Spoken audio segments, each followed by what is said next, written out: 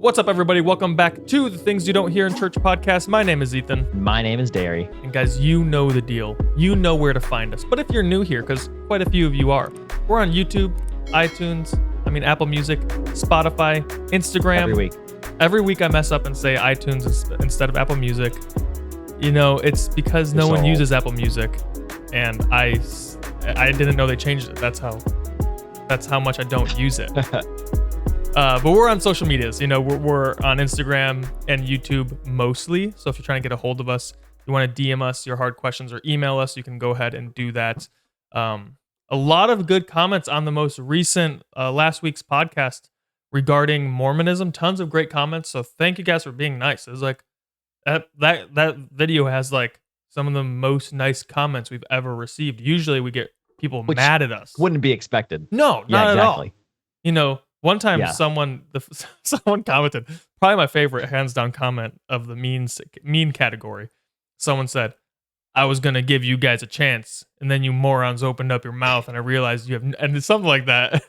I loved it. I just start cracking up laughing. My wife's always like, "How do you not get like sad or angry?" It's just funny to me. But no, some people are like really nice and saying like, "This was really insightful. I'm not religious at all, but really enjoy this conversation." And so we really enjoy you guys listening and leaving nice comments. So subscribe, leave nice comments, and this helps get the gospel out and helps entertain people in good Christian ways, and also adds educative value. Obviously, I didn't have a lot of educative history, making up that word. Alrighty. Well, today we're going over a very interesting topic. We've talked about it a little bit before, but it seems like we sparked some kind of interest. Not just kidding, not us. We did it. After we did this podcast on revival, like everybody started doing content on it, and I'm not kidding. Like Ruslan started covering it a ton. All these other non-Christians started covering it. And, you know, they were probably just seeing the same things we were seeing, but we just got to it first. And what we wanted to do, not a follow-up episode, but... Ruslan watches our content for inspiration. Exactly. But Chris Williamson, he's a really, really, really popular podcast host. He has been for a while, but he's been popping off for the last year or so with a lot of really, really good guests. He has people like Andrew Huberman on, like all your favorite, I guess, like typical podcasters that kind of do the rounds, kind of sciencey, like health, betterment, holistic kind of guys. He does stuff on working out, on nutrition, on all that kind of stuff. He did a podcast, surprisingly, actually, with Alex O'Connor. And it seems like, I don't know what it is, but all of my favorite podcasts, they're all like Chris Williamson or Lex Friedman, people like that. I don't listen to Joe Rogan a ton, but I'm surprised he's been the only one who hasn't really done this, which is really interesting to me because I know he is very inquisitive. But all these other guys, including Andrew Huberman, people like that who are very famous podcasters right now, they usually have very, very interesting people from all different fields that are experts in their field. So people in nutrition, people in exercise science, people in just like life betterment in general, people that are psychologists like Jordan Peterson. They have all these kind of people on, and here and there they'll have people that are very religious on to talk about their faith. So Robert Barron, I think it's one of the main ones that's been on Lex's podcast, as well as one other guy, I can't remember. And I think Joe has had some vaguely Christian people on, but it wasn't like really why they were coming on in the first place. They just decided to share, like Matthew McConaughey or people like that. Well, you know, they'll share the gospel, which is... It was like a Christian scientist. I think he spoke pretty seriously about Jesus on that one. Not Christian he did, but science. It wasn't the purpose of having him on. And a scientist. Yeah. I think he worked for NASA. But like the point of him coming on wasn't to explain Christianity. It was just to talk about like his research. It wasn't Joe's intention. It was the dude. Yeah, right. He's like, you're going to get the gospel. Exactly. But if you've existed in this sphere for a while, you know that like this is becoming more of a popular topic. And we covered it a while ago. You know, we were seeing kind of started off with people like Kanye and then started evolving to others that we covered. Russell Brand. Now we don't talk about Kanye. Yeah, we don't talk about that. right? But we have the Russell Brands. What's the African American lady who's a political commentator who just became Catholic?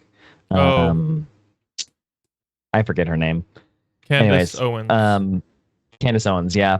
So all these people, many people, are becoming either real Christians or cultural Christians, or having some kind of an experience with God, whether spiritually or if they just see the goodness in becoming a Christian, the betterment in life that it can provide somebody, and they're converting or professing some kind of faith. And so we noticed that, maybe 2 months ago or something, whenever we put out that episode, and we made an episode about it.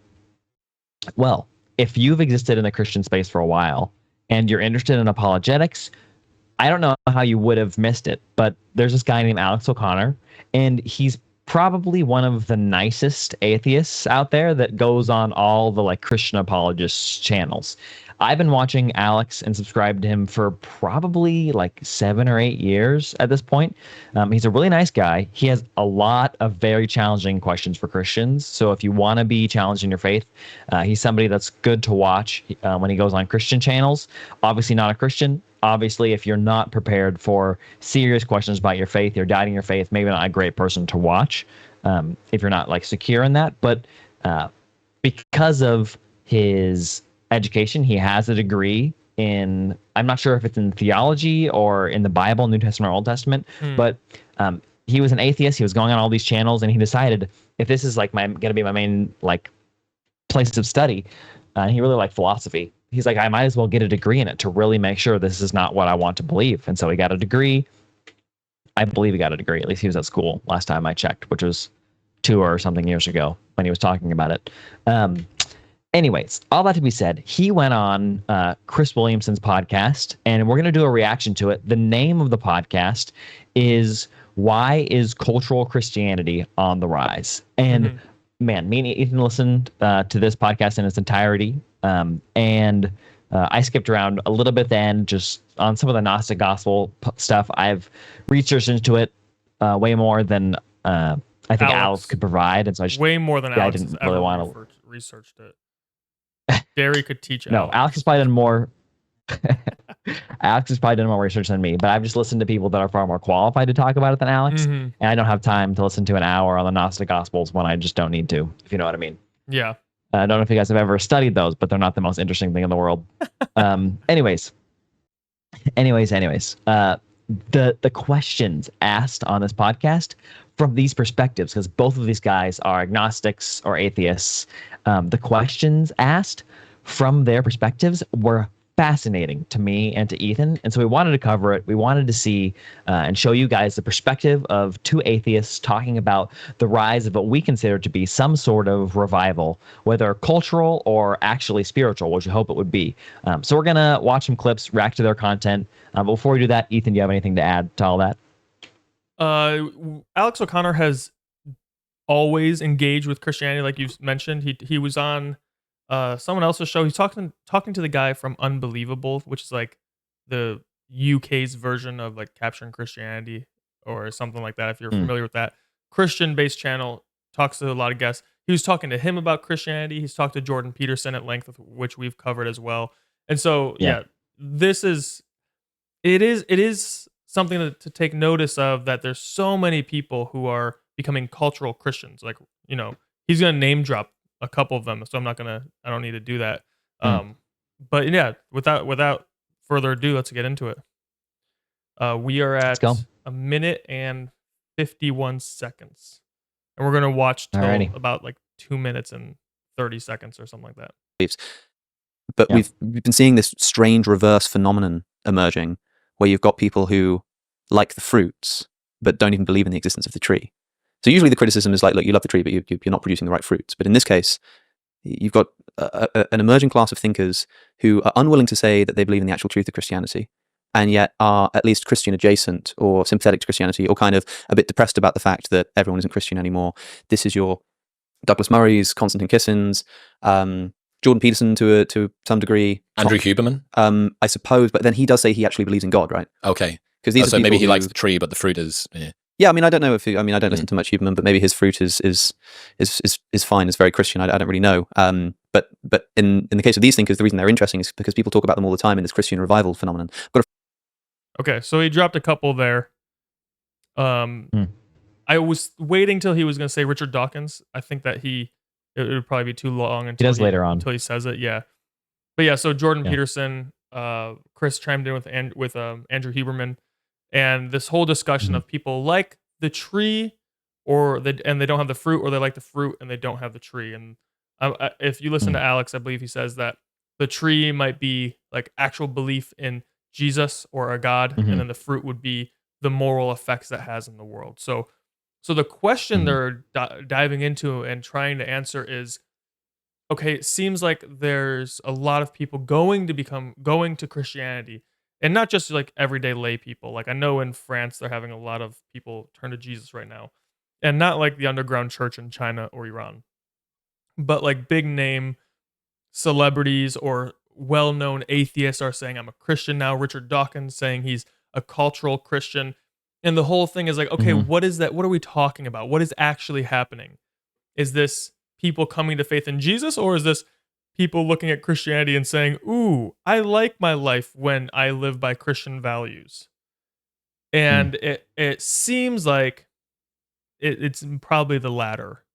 That's what they're leaning towards, is saying like, okay, this looks like people just like what Christianity brings to culture and to their lives and some sense of purpose, but they don't actually want to confess Jesus as Lord. And so that right there is a whole podcast we can talk about. And it's really funny because that's like just the American South. It's like like the whole world's just becoming the American South. I was just listening this morning to a podcast with Lecrae talking to Matt Chandler, who's a pastor in Texas. And he was saying when he was gaining a lot of popularity or a lot of attention before he was a celebrity preacher. He's not really a celebrity preacher, but he's at that status. You know, he has that amount of following. The level. But he's not flashy. He's just a really good preacher. And he was like, this pastor was saying, I would tell my friends who were pastors in Seattle or LA or New York that I had a harder job than them because I had to convince my congregation they weren't Christian so they could become Christian, because everyone in the South thinks they're Christian.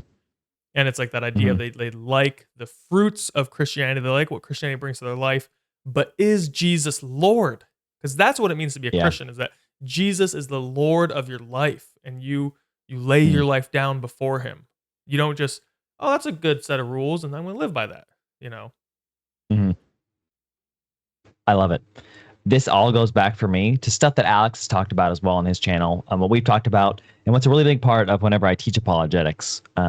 The backdrop of our society, how we think right now, all stems from the Enlightenment, especially from Nietzsche's philosophy, right? And he writes this like short story / poem called The Death of God, and in it he talks about how we've killed God, and in doing so we've unchained the world from the thing that like grounded it, the thing that it was anchored to, and now we're falling in all directions and we don't know which way we're going. And he said all that to say that in the coming years, right, because it's a long time ago, in the coming years, we'll realize that by not being Christians anymore, by not believing in God, by not believing in some kind of religion, we're going to untether ourselves from religion itself, and we're going to start to realize that we're falling. We have no footing to stand on anymore. But what Nietzsche's belief was that after we go through that falling period of like freaking out and realizing like, oh my gosh, like we don't have any grounding of objective like reality anymore, that we would evolve past our need of it basically and become like greater humans for it. And so we thought it was part of the process. What I think is really interesting is that I think something different is happening now than what Nietzsche had predicted, because I mean, this is 200 years ago. Like Nietzsche has predicted this pretty well so far, that we sort of have been okay for the last few hundred years of not being like really Christian culturally anymore, right? As we've gone away from it slowly, of course.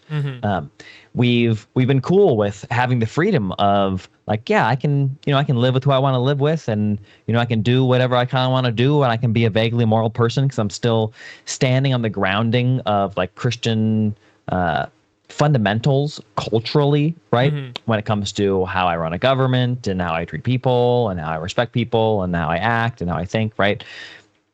taking the good parts of that, but otherwise just living my life however I want.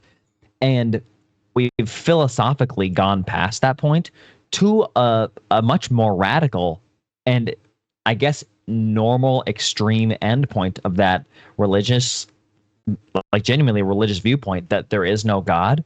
And we're saying that we're seeing people now that like follow that to this conclusion and say, well, yeah, there actually is no objective morality, so I'm going to do whatever I want. I'm going to, live my life as a dog, and there's no gender anymore, and like all this very extreme stuff. So now people that are on the left and the right politically are both like, this is insane. Like there's groups on both sides that are very extreme and are becoming much more popular. And it seems like all the sane people who are all just like on the left and right and in the middle places are all like, wow, like some people are taking this ideology to its actual end conclusions, and we don't like where it goes, and we need something to tether ourselves to again that has more authority than just I say so, right?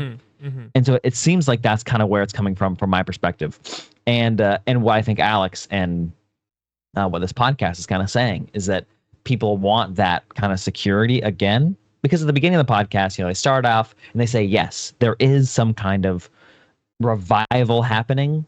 Is it cultural or is it spiritual? And that's the first question. And they immediately say, well, we think that it's cultural, right? Cultural Christianity is on the rise. There's a lot of people who, they don't like the tree, but they like the fruit. And hasn't this always just been the case, right?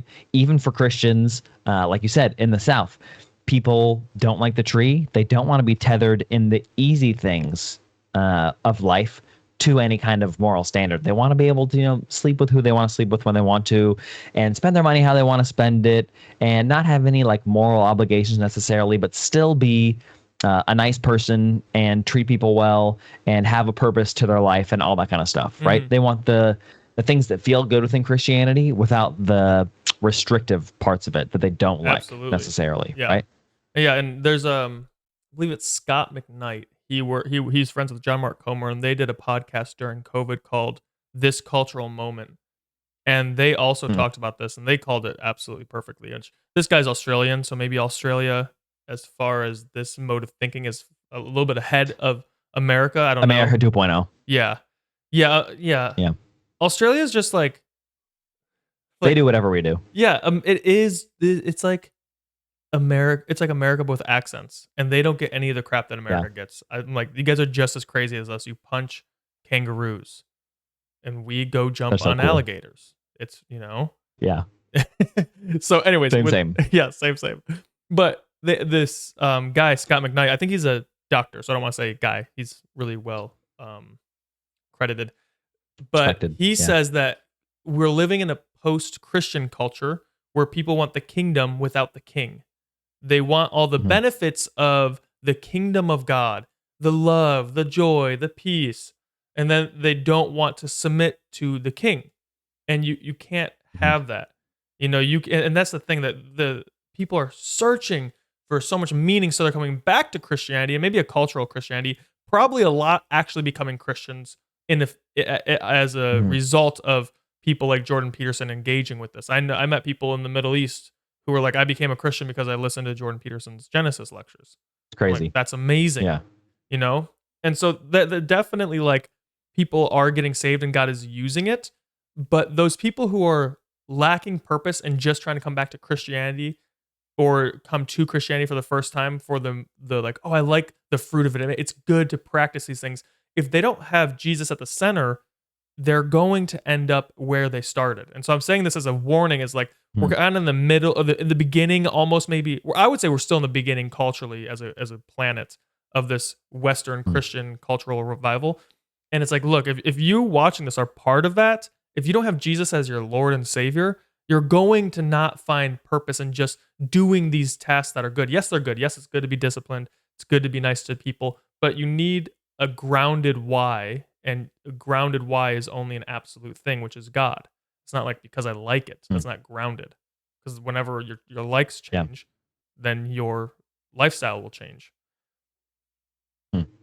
Do you think, Ethan, that this sort of revival quotations that we're seeing Mm-hmm. is more on the side of a cultural revival or more on the side of a spiritual revival. To explain that a little bit, do you think that people, for the most part, are just seeing the benefits of Christianity and wanting to become more conservative, so that they have something to like found themselves Mm-hmm. on or tether themselves to? Or do you think that it's an actual spiritual revival and people are like actually becoming Christian? Does that make sense? Yeah, I think it's both. I think there's a real spiritual revival happening. I hear reports from our friends around the states, around America, right, and the globe of things happening, God doing things, and the friend I had in the Middle East, I was saying the church he was going to was growing rapidly, and it's primarily young people. So in the Middle East, the church is growing. And our friends in Minnesota, we had William on a couple months ago, and where he is God is moving like crazy. And so I think there's a real spiritual. There's a definitely, and there's a new wave of like a new passion for deliverance, like spiritual deliverance.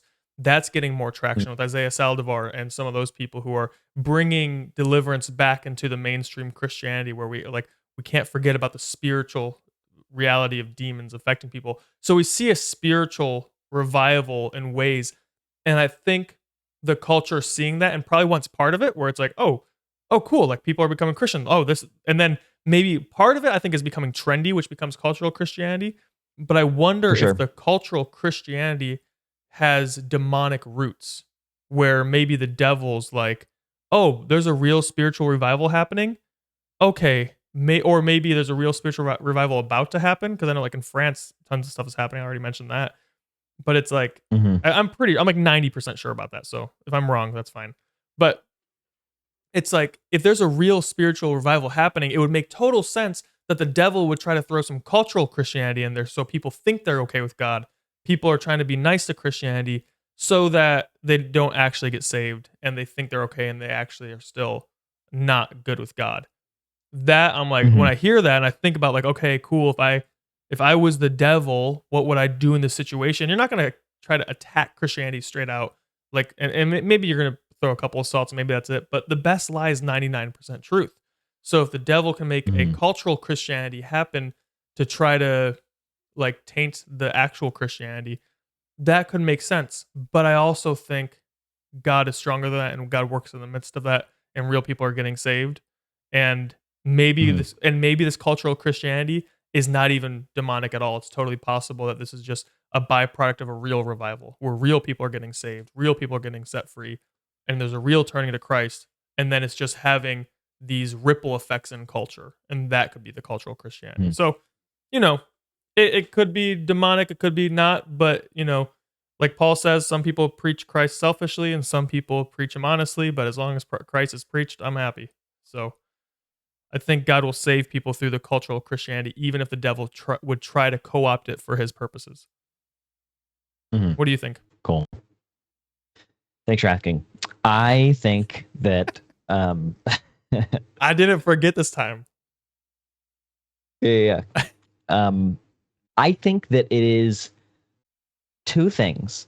I think majority is a response to a need, a felt need, and that felt need is what Nietzsche described as a lack of purpose and a feeling that you are unchained from reality and the reason to be alive. And I think people are searching for that kind of purpose. When you live in a world where you can't afford to buy a house, you can't make enough money to really provide for yourself in a lot of different ways, your government's not doing anything to help you, and culture just seems to be continually devolving and spinning in crazy directions that are new every single day.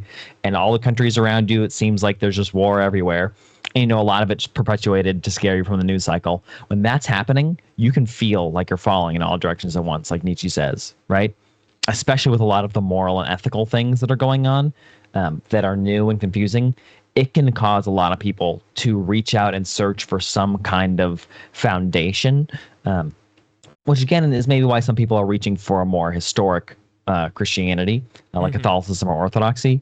But a lot of people are just searching for Christianity in general, right? Something to tether themselves to. So I think that is the main reason, but I think that it's perpetuated by celebrities, right? And I think it's hard to say which came first, right? Whether it's just people that are in general feeling that kind of a pressure to come back to God for this reason or that reason, and that celebrities are also feeling that and like making it more popular, and the celebrities are just feeling the same thing that people are feeling, or if the just certain celebrities are feeling it, and so they spark the kind of feeling a lot of other people. Maybe it's both of those things, right? I think it seems to be kind of both. That I have lots of friends who are telling me the same sentiment. I'm seeing a lot of people on Instagram that are commenting that are like, yeah, I'm like becoming interested in Christianity, like for this reason or that reason, right? You see a lot of these things on both sides, the celebrity side and on just the everyday like person. So I don't know if I could say chicken or the egg, which one it is, but it seems like it's both. I think it more so lands on the cultural and less actual spiritual conversion side. If I was to give like it numbers, I would say maybe like 70-30, like 70 cultural conversions and 30% like spiritual conversions. All that to say that I think it is much harder to get people to give up their entire lives and follow Jesus and take up the cross daily than it is to just promise someone a worldview and a perspective that they could have by just saying a prayer, and all of a sudden now you believe in God, but that doesn't change your life at all, but you have the satisfaction of now having some kind of purpose philosophically and some kind of ethic to follow loosely, scripturally, right? Or even culturally, just in Christianity that we've had here. So that's what I think it mostly is, but there's so many people that are technically becoming Christian and joining churches, whether it's celebrities or friends that we have, people we see on Instagram, because we're on there a lot. People are definitely coming to Christ. So yeah, I would say 70-30, but who really knows? I don't know if that's played out at all in any actual real statistics on who's leaving or coming back to the church, right? Because for so long there was this scare of like, everybody's leaving church, like the churches are going to be empty pretty soon. Yeah, right. People still go to my church. Churches I don't know about you. Empty. And guess what? When they were, they grew the most, actually, because they were in houses or underground. True. Yeah. True. So yeah, I think that people are actually coming back to Christ, both culturally and spiritually.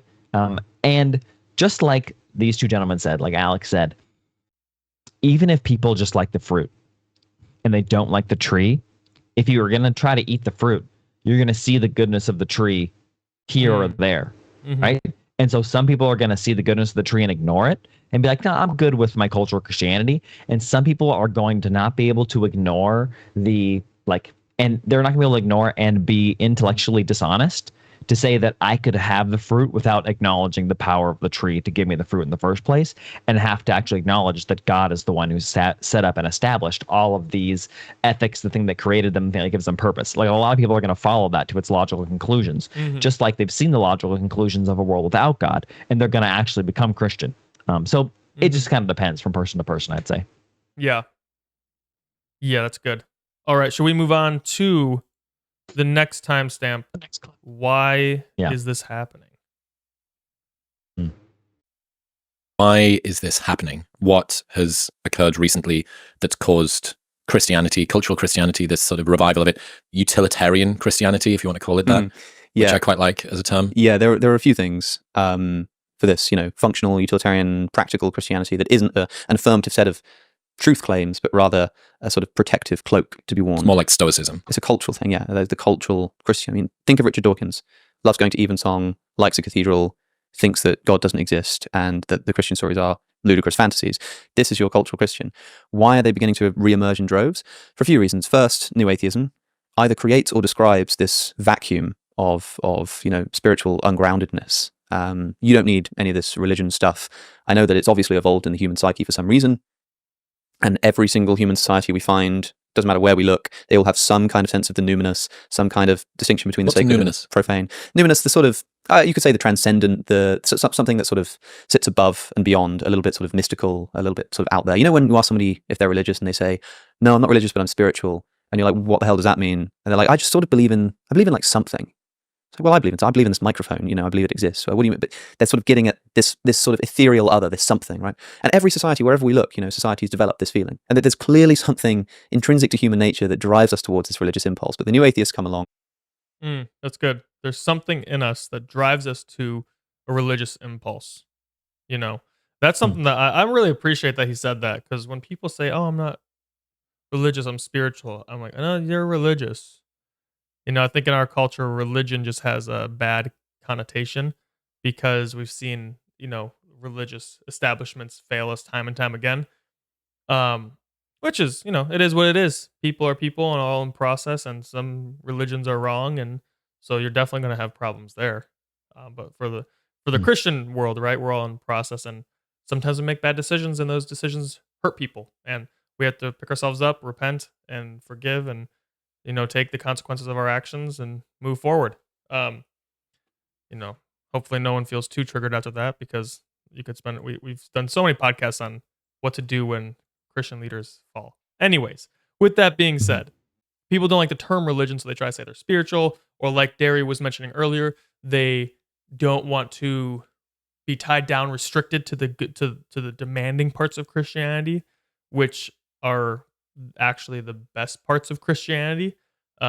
You could argue that's how you get to the intimacy of the Lord, is through serious obedience that takes him serious. You get to feel the intimacy of the spiritual presence of God. It's amazing.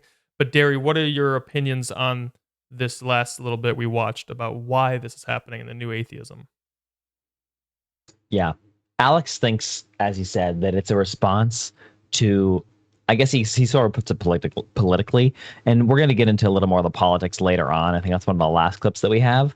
But he pauses it politically a little bit by saying that if you have the right and the left is like this new atheism, sort of what we described, right? The Nietzsche side of things, we already talked about, that this is just a cultural reaction to that in the conservative sphere of saying, okay, well, I don't want to be that kind of liberal atheist. I want to actually have a tethered reality to morality and to ethics and to a purpose for being alive. How do I have that? He's sort of putting it politically and saying, well, this is a movement of people saying, I don't want to have that unconformity. I want to have conformity and some kind of objective grounding. So I think he's just agreeing with what we were saying before, that it's a response to something, right? It's a response to this new atheism. It's people saying, well, I do believe something exists, right? Like I do believe that there is something out there, and I want to find it, right? And I need some kind of thing that tethers me to reality. And I'm, of course, extrapolating on things he didn't actually say and what I just think. But yeah, that's my opinion. Yeah. I'm reminded of whenever I hear people say, like, "Oh, we know better now." Like, "Oh yeah, ancient religions had or ancient cultures had religion all throughout history, from the beginning of humanity. Every culture we observe had religious rituals and these spirits they believed in. But now we know better. There's no spirits. It's just all science and chemicals." I hear that, and I really like how John Mark Comer puts it, in his probably other books, but most recently I read "Live No Lies," and he talks about how us in the West have a chronological snobbery, where we think because we're in the present, or you could say we're living in the future, that we know better. So we become snobs to our past cultures and ancestors, and we forget that there's wisdom that can be learned from them. And I think it's a really big deal that every religion or every culture that's ever existed has a religion of some kind. There's a belief and acceptance, very seriously, of the spiritual world, and a response to that, about there's good spirits and bad spirits, and you can do things for the good spirits to help you, and you do things to avoid the bad spirits. Like in the most like Mm. animistic culture, they have that.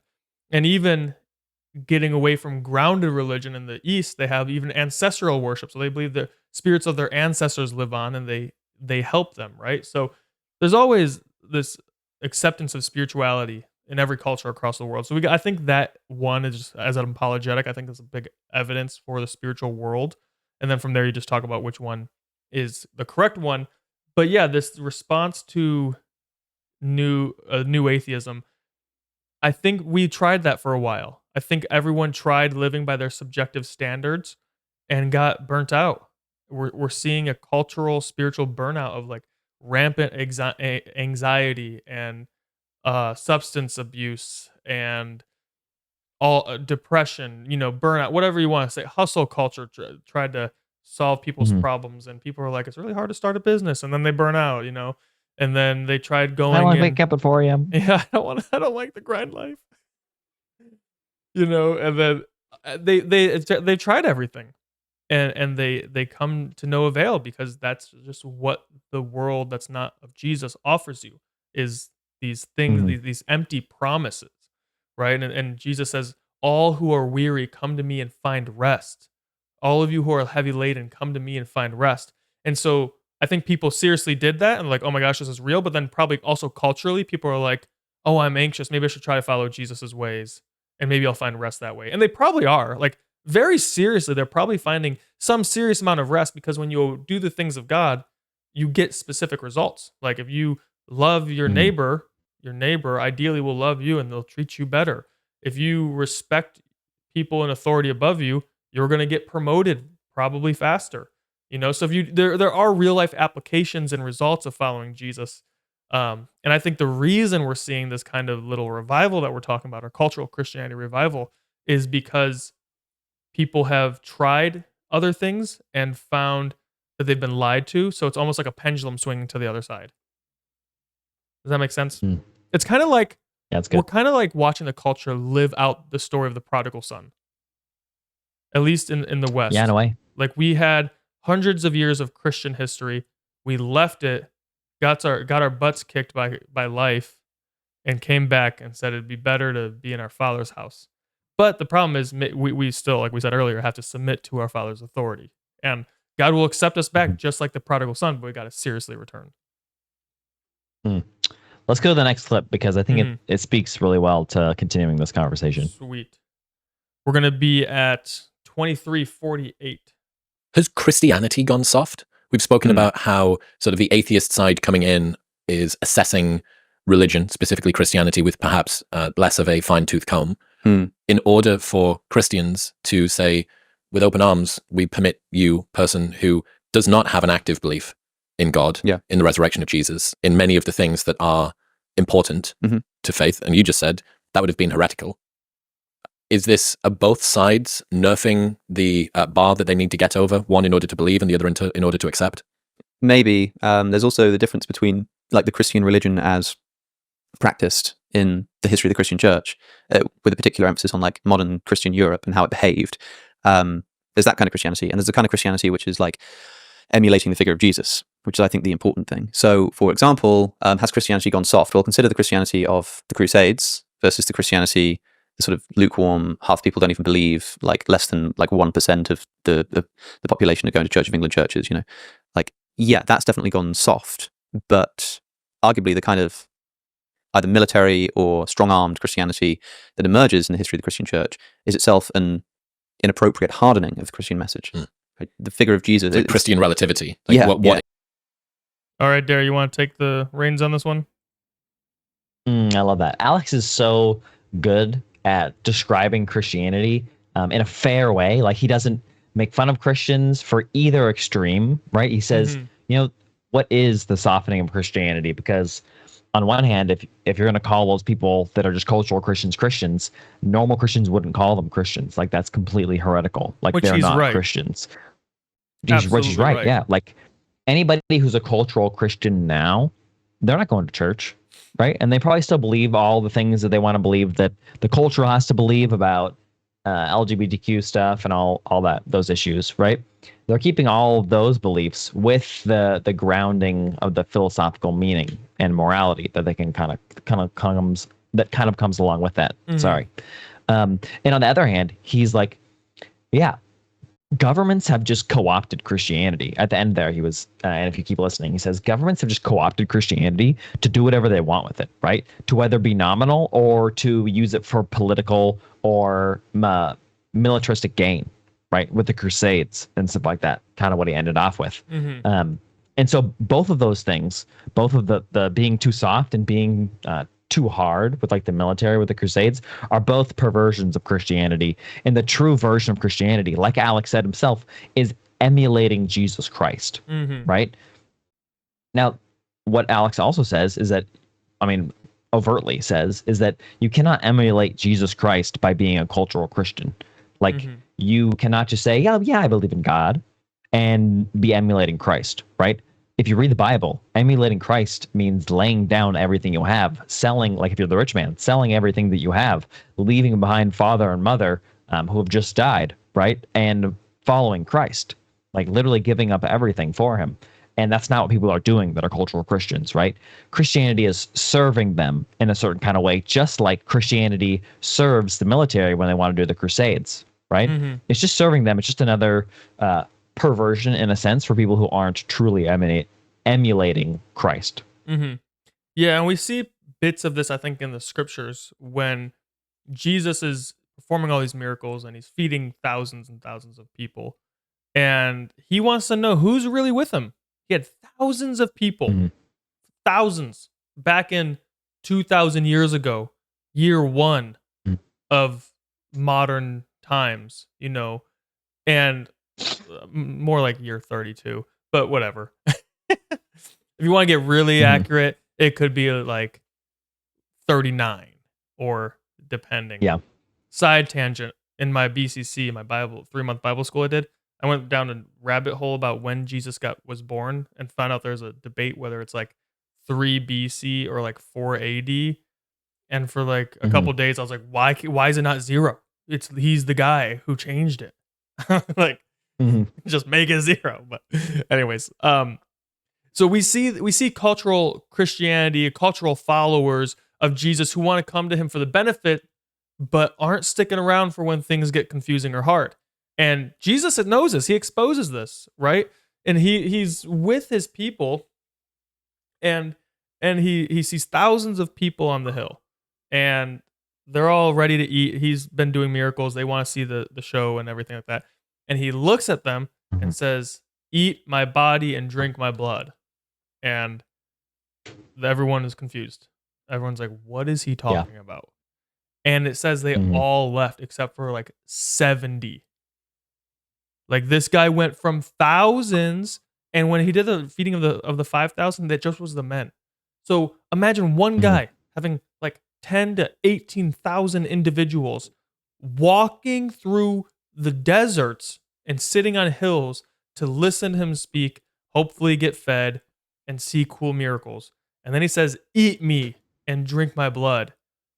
And they all went home. They're like, this guy's crazy. And 70 remained. And they're like, what about you guys? Yeah. You guys going to leave too? And they're like, where else are we going to go with you are the words of life?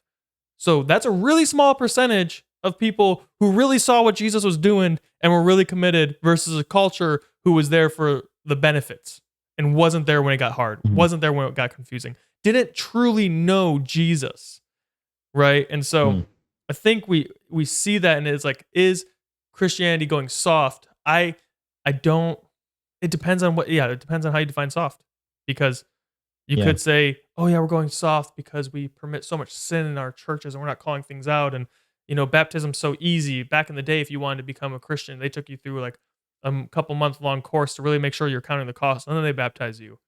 And then it's like, well, I mean, who was it? Philip didn't waste time with the eunuch. That's what it is. Different E word. The eunuch to baptize the eunuch. He did it on the spot. I would say, I don't think Christianity is going soft. I think, like, what is the Christian supposed to do? You know, like you have tons of people saying they want to be Christian and professing faith in Christ. And if you've been in ministry any length of time, you know, like a lot of people who profess that maybe don't stick with it after many years. And it's really sad. It's really hard to deal with. But am I just going to get hardened and cynical and refuse to accept people? No, that's not how Jesus acts.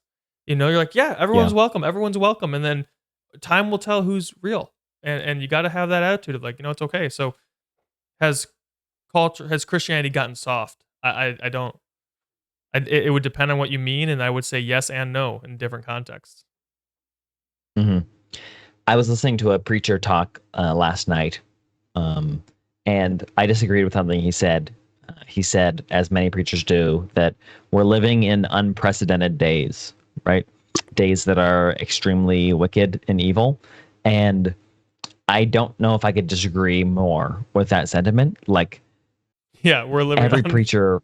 Is he also like every preacher for the last 2,000 years has said that? Yeah, I think he is. But he didn't say last days, so okay. I'm not 100% sure. But he just said like the days we're in. And dude, every time someone says that, I immediately just think of Ecclesiastes. Like there's nothing new under the sun. Like if you think that there is, later on in that verse, it says, look back on history. Look back on what's happened. Like you can see it repeated over and over. Like when you're thinking about has Christianity gone soft, I don't think it has, right? True Christianity will always be the same and will not change, right? Like the people who are Christian, like are still Christian. There's always been nominal Christians. There's always been cultural Christians. And there's always been people who push it too far, right? The militaristic people, the far right extremists, they're all still here, right? Like they haven't gone anywhere. So all the fake Christians, all the people who are using it to their own advantage, they've always been here and they'll always be here, right? Until Christ returns at some point. But like the people who are truly Christians, they haven't gotten soft. It's not like at our churches we're like, yeah, if you're just a cultural Christian, like you should definitely come and call yourself a Christian and you're going to heaven, right? Like we would judge them based off of the same things we judge everybody else off of, right? We try to disciple them. But if someone doesn't actually believe in God, they just like the characteristics of it, like there's going to be problems immediately in how you worship and how that person's discipled and how they disciple other people. Like it's just not going to work. Right? Like if you're not a Christian, you're not going to fit into a part of the body. Like imagine like trying to be the finger of the body and just if you're not going to be useful and it's going to be obvious, like you're going to be a dead finger. And like if your finger's dead, it's pretty obvious, pretty quick to the people around you that are like trying to work with you. And so, yeah, I don't think we have gone soft at all necessarily. At least real Christians, I don't think we have. Yeah, true Christianity always prevails. And like I love that you said, like there's always going to be cultural Christians. That's just what it is. It's like, yeah, that's why I'm saying, like, what is the Christian supposed to do? Or we can't walk around. God judges the heart. That's not our job. Our job is to spread the kingdom of God, and God will sort things out in the end, and we'll see. And that's why I said, time will tell who was really following Jesus. The only person that can know is you, the listener, and God. Are you really following Jesus? Are you really living for him, or are you just here because it's culturally fun? It's trendy to be a Christian. It's nice. People are nice here, so I want to come here. It's a great reason. Yeah, we are nice. Hopefully, the Christian community is nice. But just because we're nice doesn't mean that's why you should follow Jesus. You should follow Jesus because he's the Lord of your life, and he's God Almighty, and he owns everything and loves you and has a plan for you. I think it's hilarious that you said that preacher said we're living in unprecedented times. I would wonder if he means like America, because sure, maybe. But as Christians, it's like, you realize that like a few, like 30 years after Jesus ascended, like Christians were being lit on fire, dipped in wax. Like it was pretty quickly hard persecution. Like Acts, like what, 3 or something like that, has persecution coming to the church in Jerusalem and the people scattering. Like, well, this is really easy to be a Christian right now. Yeah, at least really. in America. There's a lot of places in the world where it's not easy. And it's like, what do you mean unprecedented times? Yep. Well, should we go to our last clip? Yeah, let's get into it. So this last little bit we're looking at is the rise in religion just a conservative movement? Is this a political thing? I wasn't sure what your position on this was. Whether you think that it's a upswing in utilitarian functional Christianity as opposition to certain movements that a number of people have got a problem with, or just conservatism wrapped in religious talking. So does it exist as a revival of conservatism with a new bow put on it, or in opposition to push back against other things that people are concerned about? That was what I think it's the conservatives who are pushing against this stuff, right? Like, so new atheism. What's new about new atheism? The sort of political dimension. You know, it's as much like a movement, a sociological movement, like I say, more so than it is a theological one. And it's much more. It's the reason that new atheism found its way onto like the national press. It's on Fox News. You know, people debating it now in the way that now it's like, you know, I don't know what it is in America, like you know, gender studies in schools or whatever. It used to be like evolution in schools. That's what you turn on the TV. In fact, like imagine that. You know, like you would turn on the TV and you find your Tucker Carlsons and people like just going on and on and on about like evolution and God and religion and Christianity. I mean, it's amazing. It was doing exactly what like the, you know, the woke social justice stuff is doing now in that space. So that was sort of the new atheism thing sort of was was this cultural phenomenon talking about politics. It did the theology stuff a little bit as well, but it was a social movement. And so, okay, what kind of social movement was it? Well, broadly speaking, it was left wing. An interesting subset of like YouTube atheists who went on to be like anti-SJW reactionary types, but broadly speaking, the atheist community that sprung up, Christopher Hitchens, the socialist, Richard Dawkins, very left wing, more recently sort of gender critical and suspicious of Islam, all that kind of stuff, which puts him more on the right. Same thing with Sam Harris, but these guys are like traditionally left wing people, right? And it's all very, Christian nationalism is suppressing gay rights and gay marriage and abortion and all of this kind of stuff and contraceptives and divorce laws and all of that, right? So new atheism is quite left wing. So whatever like space it creates culturally, the people who are going to sort of say we don't like this, we don't like what's happening, we want to react against that are going to be conservatives.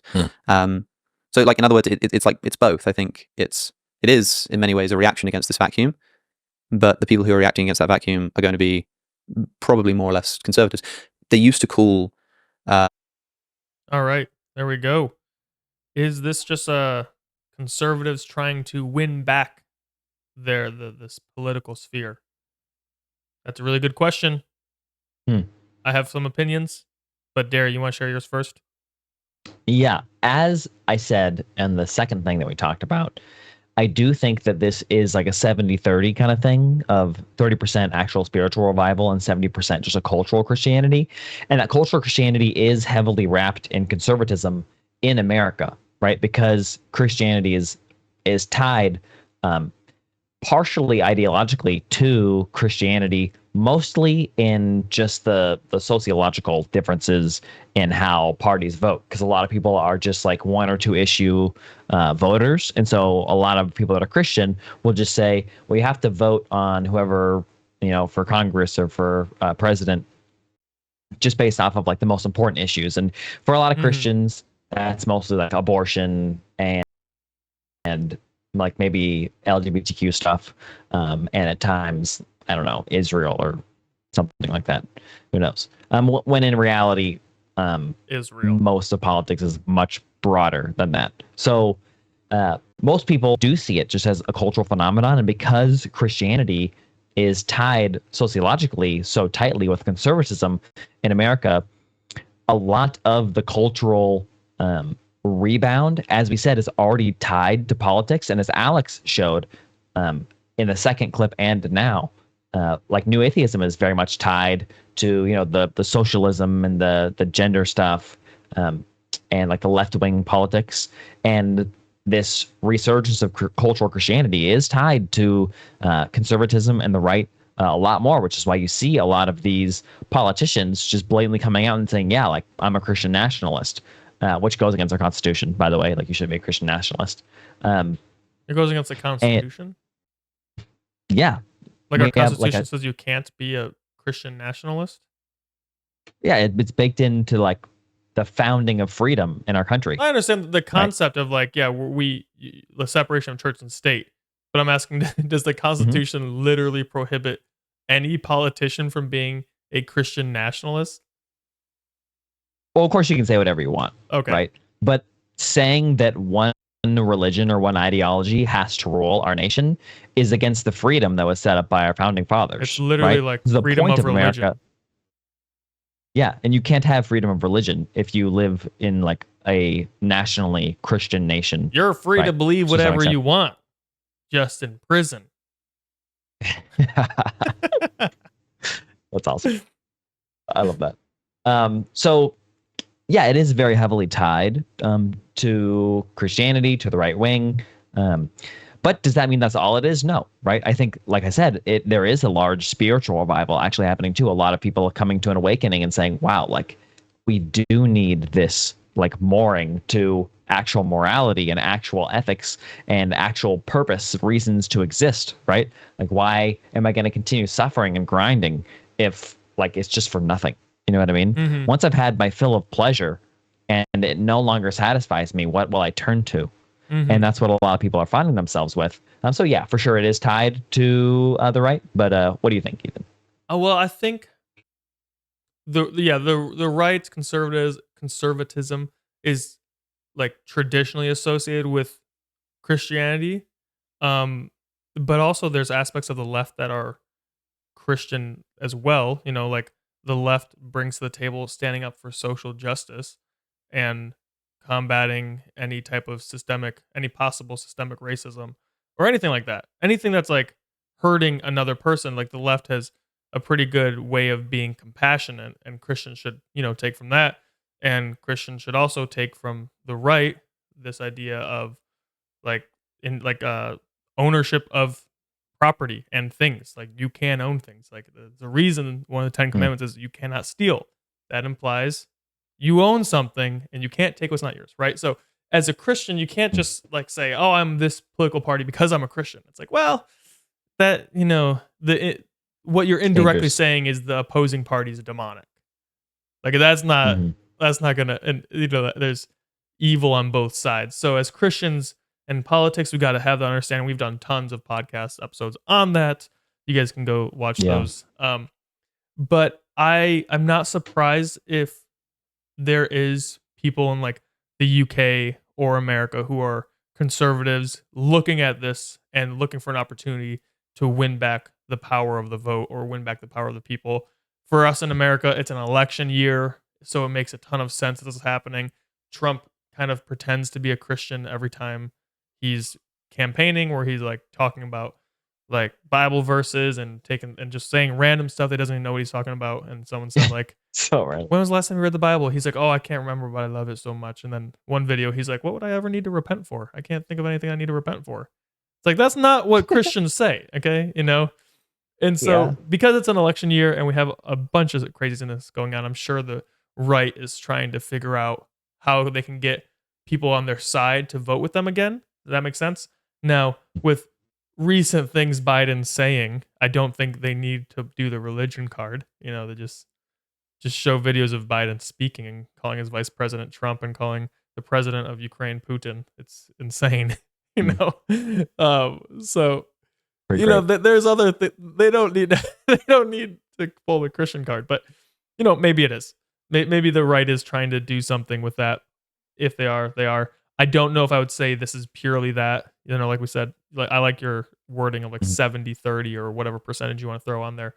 I think what's more likely is people are coming to cultural Christianity because the ways of God work, and hopefully from cultural Christianity they'll progress into actual Christianity, and maybe this is like God's way to just ease people into it. Maybe he does that. Although sometimes not really, but God can do what he wants. So maybe God is trying to use this to bring people back, which is fair. I would assume most people who are experiencing this pull to cultural Christianity and doing this, if you asked them about the political side of it, I would be surprised if anyone said anything other than like, I don't care about politics. Like, I'm so wasted on politics. I'm tired of it. I don't want to be part of it. I just want to find some like fulfillment and peace in my life. That's what I would assume people would say. I don't think anyone's like, "Oh, I have a political narrative to be a cultural Christian so I can get my party elected." People are probably just like, "I'm tired. I'm worn out. I want some rest. I don't care about politics right now. I care about my mental health. And if Jesus's ways are going to help my mental health, then I'll take that." That's what I would be inclined to think for the masses. I think that's true for a lot of people. I do think there's a good section of people though that are seeing mostly conservative figures, Candace Owens, Kanye, Jordan Peterson. I guess now recently he says he's conservative. Yeah. Who's the guy that we talked about? I mean, he's on the Daily Wire, like the most conservative, like news outlet. So Jordan Peterson is to conservatives what A.W. Tozer is to Calvinist. Yeah. Russell Brand. All those people are like conservative YouTube people, right? Sure. And so if you're being convinced by those talking heads that are great people that Christianity is true, and you're going to them usually for political information or news or whatever it is, I can see there being a pretty strong constituency of people who are like, yeah, like conservatism, and we need to go back to our roots and God, right? Like I can see that being like more of a fundamentalist part of this kind of conversion of America.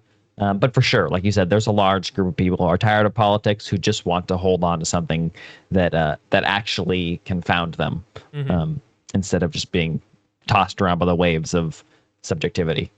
Yeah. I'm wondering right now, I'm trying to think if there's any YouTubers who have as much prominence as like a Jordan Peterson, or maybe not Russell Brand because he's huge. Um but like that type of power that's on the left side that is going towards Christianity a little bit. I don't know any I'm not that sure. come to my mind. I don't know any. Yeah.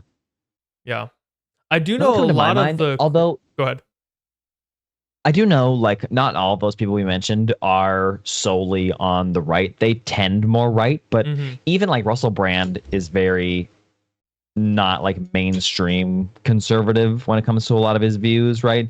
And Candace Owens has kind of been discredited by like half of conservatism, and now she's getting this like very strange, like middle ground, science denying crowd. So for sure there isn't like just one size fits all, but I feel like it's more on the like centrist / right side than the left side. Yeah, interesting. I do know there's a handful of influential Christian musicians who lean more left, like Lecrae would lean left, and he's a strong Christian. No big deal if you listen to his music. Sounds sometimes like he leans left. Maybe Tadashi. Do you listen to Tadashi's new album? No. It came out this year. It's probably the best album he's ever had. Whoa, really? Yeah, I was listening to it the whole way to work, and I was like, "Holy cow!" Historically, I haven't liked Tadashi. That can't be true. So I was kind of like, I don't know about. Wait, really? Yeah, I mean, I liked Riot, and I liked the other one where he did with Lecrae or something like that. But the rest of his songs kind of like, eh. This one I put on, I was like, whoa, these beats go hard. These bars are hard. It's sick. So check it out. Free plug. Yeah, Blacklight album was really good. There's some really good songs on Identity Crisis too. One of his first few albums. There's one that I had in my workout playlist, or I have in my workout playlist from his 2019 album. Yeah. There's one more thing I wanted to talk about this podcast that I wrote down. We don't have time to cover it because a lot of the end of the podcast and midway through that we're not going to cover because we don't have time is about this. And it seems like, especially for people like Alex, and I mean, I guess I'm just trying to think of who else I guess this sort of would apply to as well. Maybe Chris, but just people who consider themselves like cultural Christians. Can you call yourself a Christian? This is what they talk about. Can you call yourself a Christian, not believe, but try to work towards belief?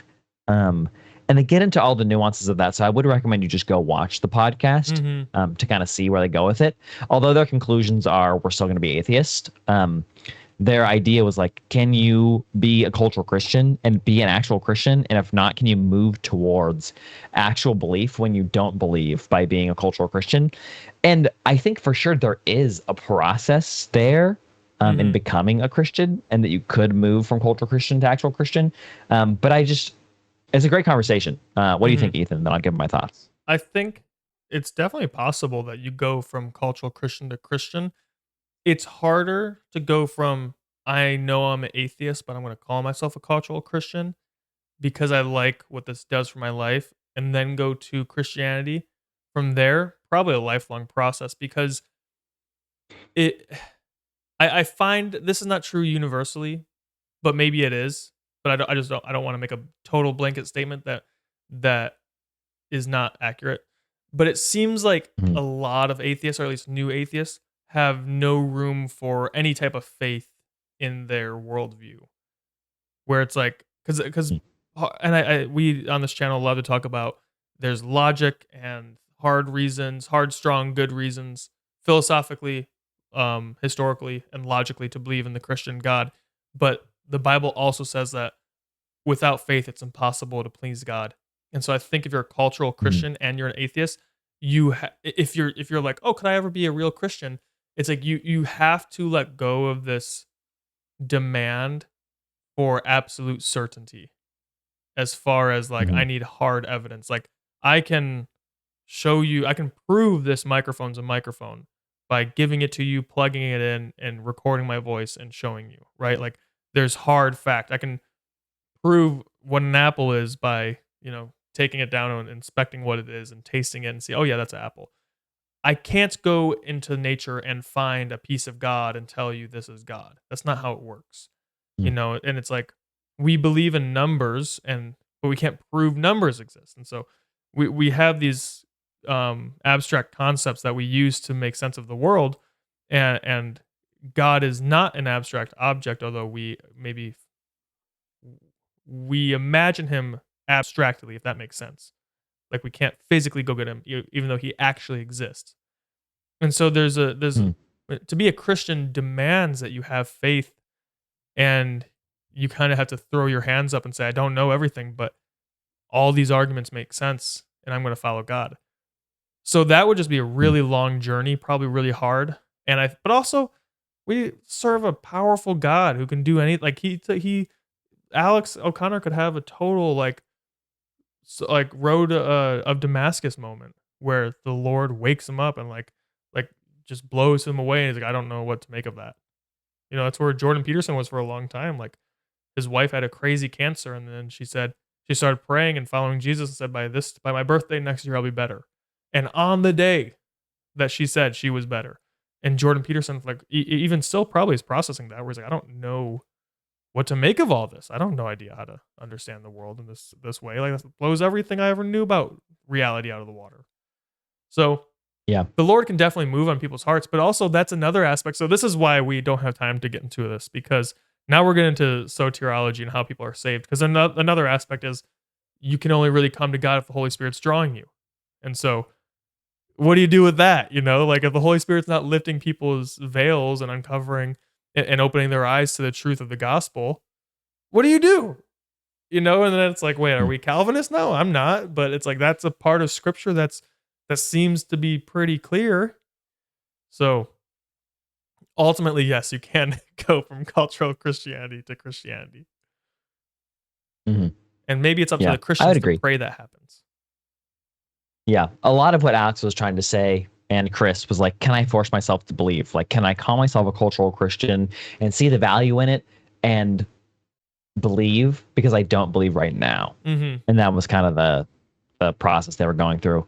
And yeah, maybe that is just a process that everyone has to go through differently. And Alex's response was like, well, I don't know if you could, because like, is coming to an intellectual realization that like God is good, like enough? And he's like, maybe not. Like you have to have some kind of like real belief and experience. And he went through all of it. I thought it was good. Mm-hmm. It's a process that looks different for everybody, for sure. But I agree with what you said. Yeah. Be a fun podcast to do in the future. So really, it's one of those conversations you can talk for hours about and still end up at the starting place of I don't know. Yeah. Well, guys, pretty good. Yeah.